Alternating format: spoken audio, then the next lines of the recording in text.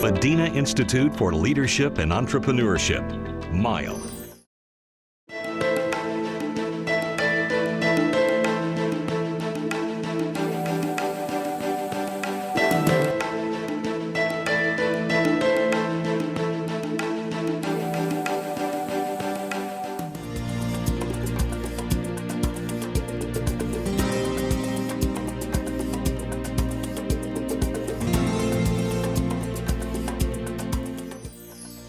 Assalamu alaikum wa rahmatullahi wa barakatuh.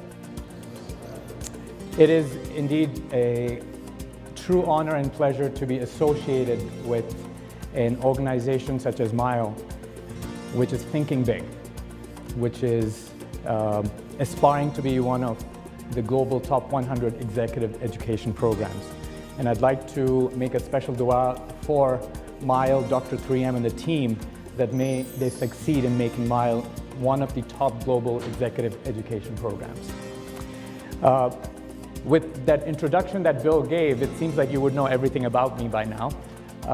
My firm, Dinar Standards, similarly aspires to be a high quality, top global consultancy from the Islamic markets.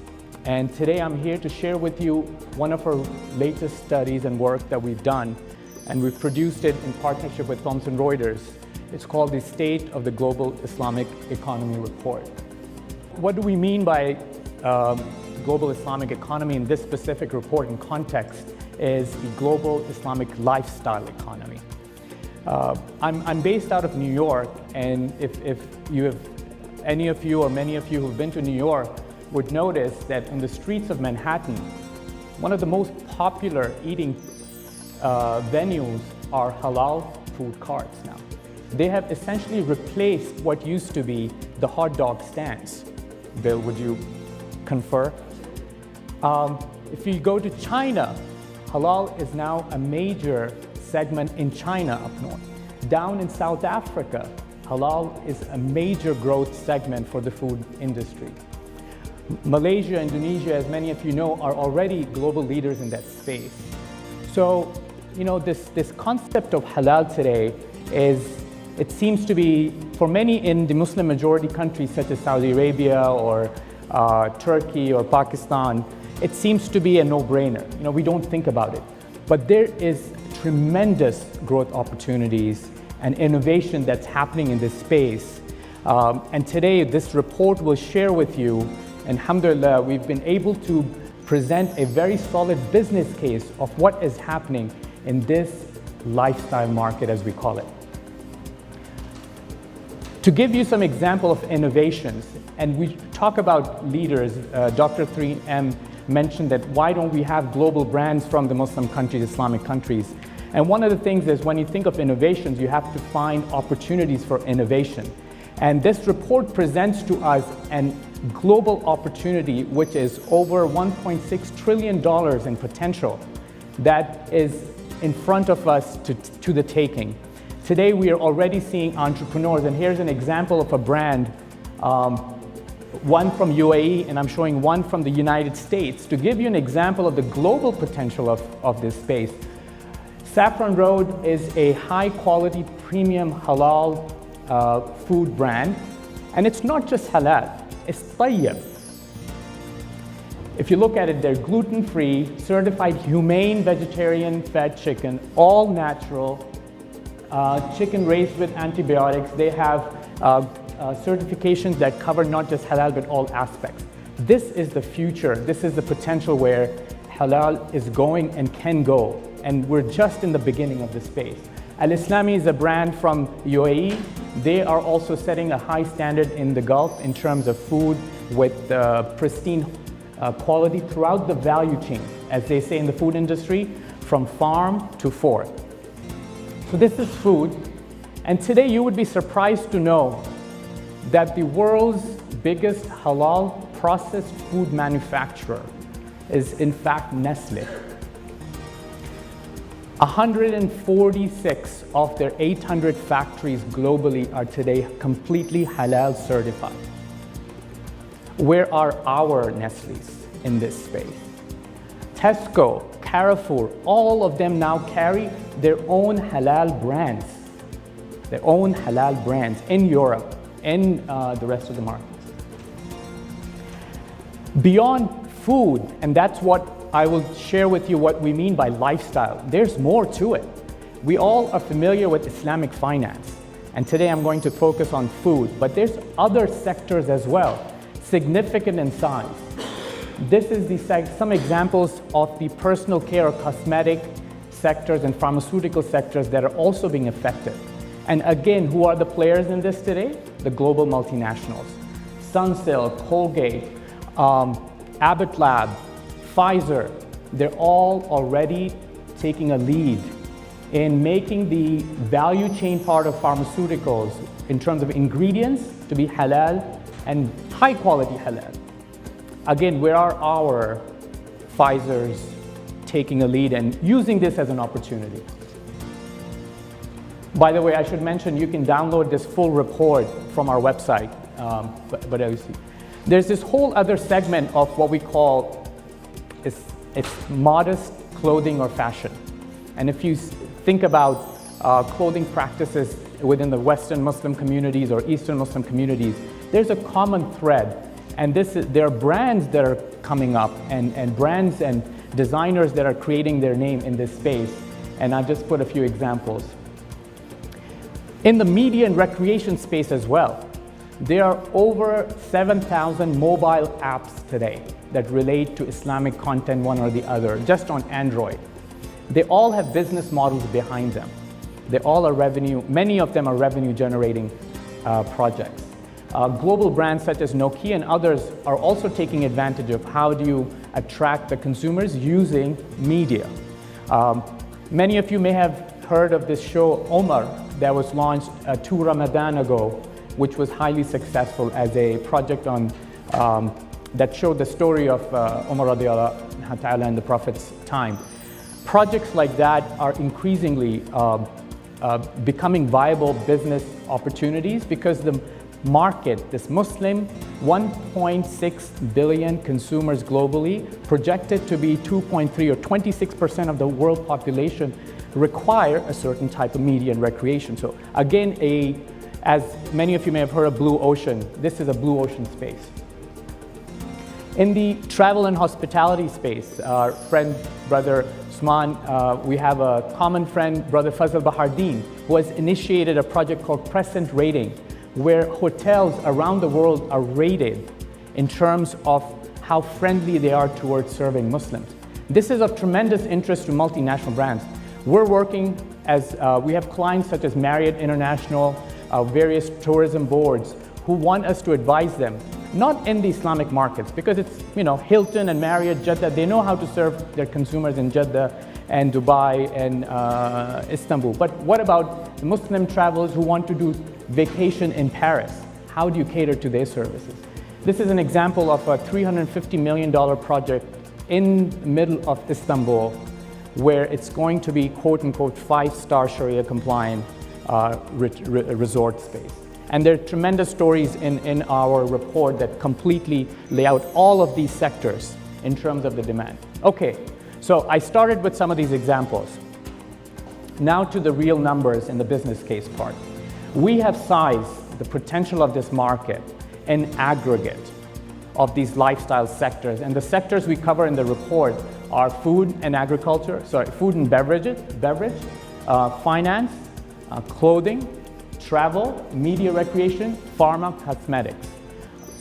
You see the numbers on there. The food market itself, the halal food market, is potentially a $1.08 trillion market. And we'll show you the details, and the report details our methodology. And this is the potential market. This is not realized market.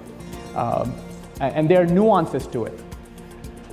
And all the way to jump to travel sector, $137 billion is how much Muslims spend on vacations, outbound tourism.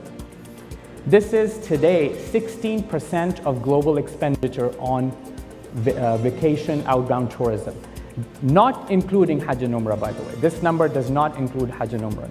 So, and so this is a significant proportion of the tourism and travel industry that the multinationals and our markets from Turkey, Malaysia, UAE, and Saudi Arabia should be and are interested. We have a project in Indonesia next month where we're advising them on how Indonesia can further benefit from this.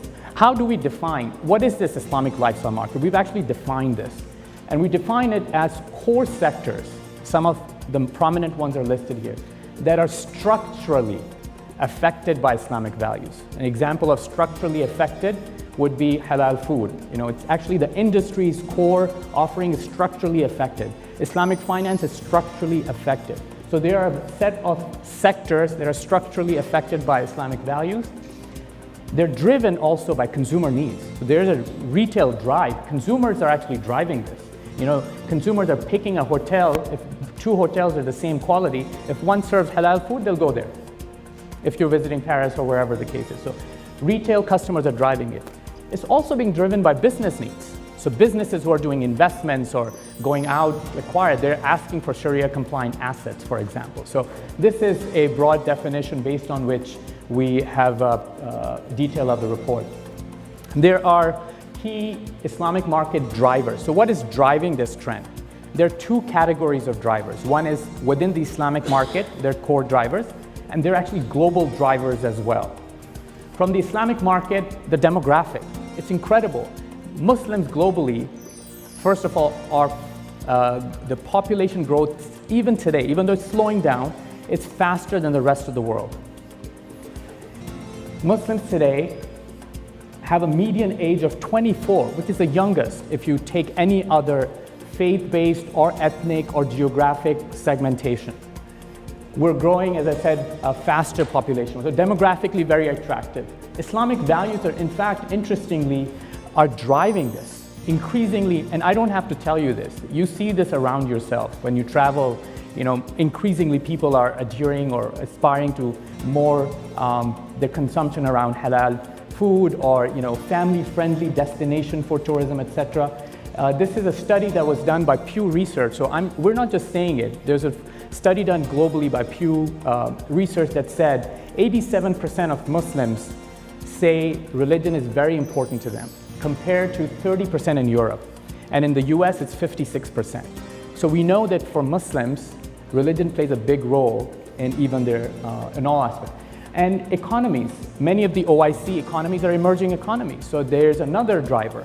These are some of the fast-growing economies of the world. And finally, there's, as you know, a big drive in terms of South-South intra-OIC trade. IDB has set 20% target for 2015, and they're almost there. So these are some of the internal drivers. There are also external drivers. First and foremost is global companies are actually leading this market. As I mentioned, if you think about Islamic finance, it's HSBC and others who really have driven this. In the food, we're already seeing Nestle and others. So multinationals, Carrefour, they're driving this. They're part of making this happen. Second is many of these global markets are looking for growth potential markets, and to them this is a growth market.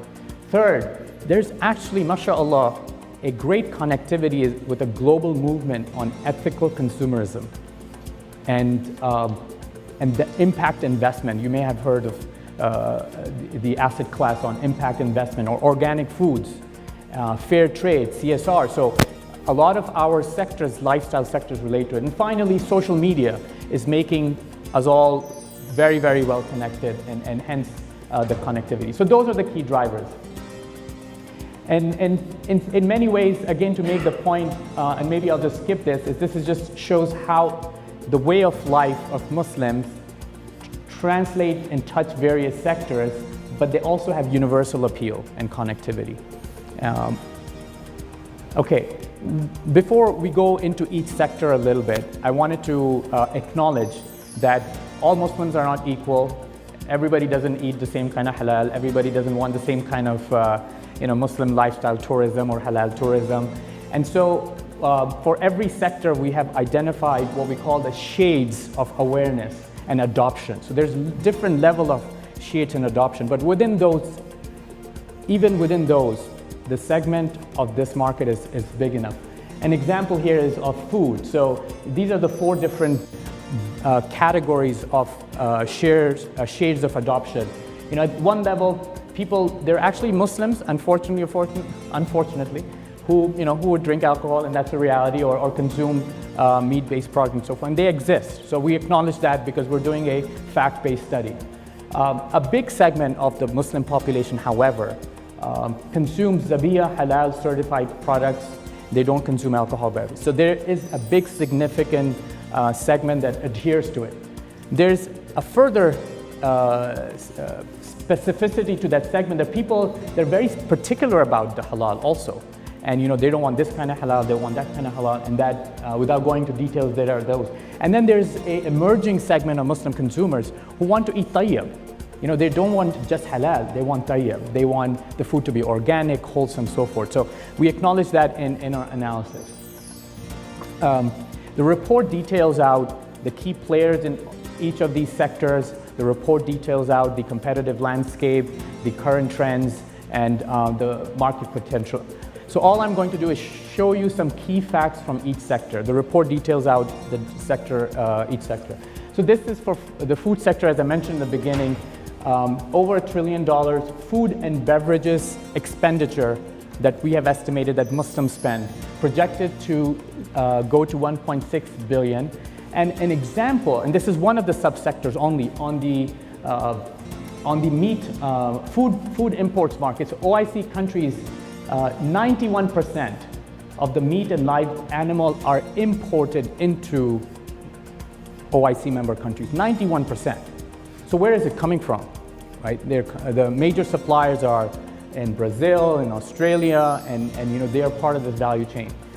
The global Muslim market in terms of food expenditure is larger, the 1.0 is larger than the largest food market in the world, China. I want you to think about the implications of that. In terms of the regional breakdown, you see the breakdown between MENA in terms of the expenditure, East Asia, South Asia, Central Asia, Sub-Saharan Africa, and we have country level breakdown. Some of the key select players on the left side and the top, you see the major OIC-based food and agri companies. These are major conglomerates. Savola Group being one from Saudi Arabia, Yildiz from Turkey, Felda from Malaysia, IOI from Indofood from Indonesia, etc. We have global brands that are part of this landscape, and there's specialty halal brands that are coming up. And these are the entrepreneurs that we should be looking at. We've also mapped out the value chain of the food and beverage industry in terms of where the halal part intersects and affects the value chain. And we're already working with various private equity firms, advising them on how to create value through M&A activity and so forth with players within the value chain. So, and you see for the food and agriculture, top export countries to OIC are for just meat and live animals, USA, Brazil, Holland, Germany, Australia, and the list goes on. Top meat importer is Saudi Arabia, followed by Egypt, it's others, and the top Muslim consumption markets you see there as well. In terms of finance, and this is one of the most mature markets already in terms of the Islamic lifestyle markets. So I will not spend too much time, but all I'll say is today, the assets under management are about 1.3 to 5 trillion. What we have sized, which has not been done before, is today's potential Islamic finance asset market is 4.095 billion. That's the potential, and we're at 1 point. So if you think about the market penetration in Turkey or Saudi Arabia or Malaysia in terms of assets that relate to a proportion of Muslim population, that's the potential versus where we are today. And what we see where Islamic finance can go and should go is towards impact investment and ethical investment and social responsibility investment. That's sort of the sphere of innovation, and a box is the halal sector. And you'll see, we'll talk about that, the convergence of Islamic finance with the halal food sectors. This is a summary chart for the travel sector. We had actually done a much more detailed study with a partner Crescent Rating that I mentioned before, but this is a high-level overview that sizes the market, regional breakdown. Again, the global Muslim tourism expenditure is larger than the largest market in the world, which is US in terms of tourism expenditure, and followed by. One interesting fact, 4 of the world's top fastest growing airports last year. Top 5. You would be, it surprised us. Out of the five fastest growing airports, 4 were from OIC: Istanbul, Dubai, Kuala Lumpur, and then Jakarta. Again, a reflection of the emerging economies that these are. This is a summary of the clothing market potential and some of the players that are starting to be entrepreneurs in this space. So I'll skip this given the short time. Media and recreation is a tremendous area of opportunity given the young population and so forth. And as I mentioned, in terms of the potential consumption, Muslims today spend about $151 billion in recreation culture. And we've defined what we mean by that because there are many things that fall under media and recreation, and you see the breakdown in this value chain. And mobile and connectivity from a telecom point of view is playing a big role in this. And I'll skip, this is in relation to pharma. There's about $70 billion of expenditure that Muslims have in pharma, and major players are already taking attention. Pfizer, Merck, Sanofi, Glaxo, they're already investing. And this is right now a big gap, in fact, and a place for opportunity to invest for pharma companies from the OIC countries, from the Gulf, because the ingredients part of this industry right now is a big bottleneck in terms of halal certified ingredients. Same thing with halal cosmetics, it sounds weird to call it halal cosmetics, honestly. It's really personal care products, but the ingredient part of this value chain is an opportunity for investment and innovation. Okay, so I'm run out of time. So the report outlines the key areas of opportunity. It talks about a specific opportunity of convergence in this market, meaning especially relating to Islamic finance. We're doing a whole, one of our next reports that are going to come out is how Islamic finance needs to converge with these sectors, because there's a big gap and it's a big opportunity for them. We've listed challenges, and I will just kind of flash that briefly.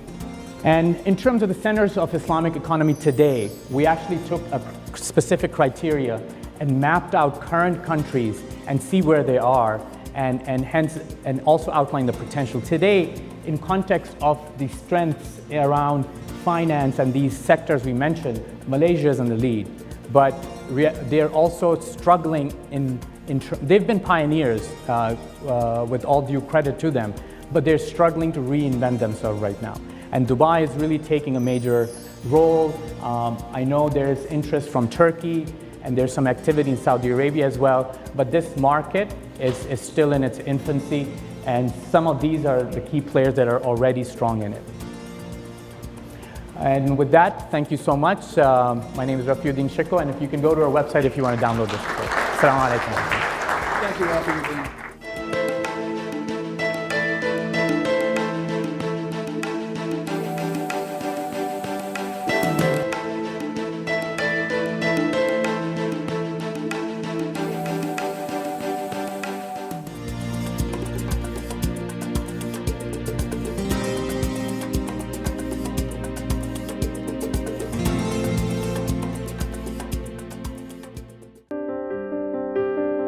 Madinah Institute for Leadership and Entrepreneurship, MILE.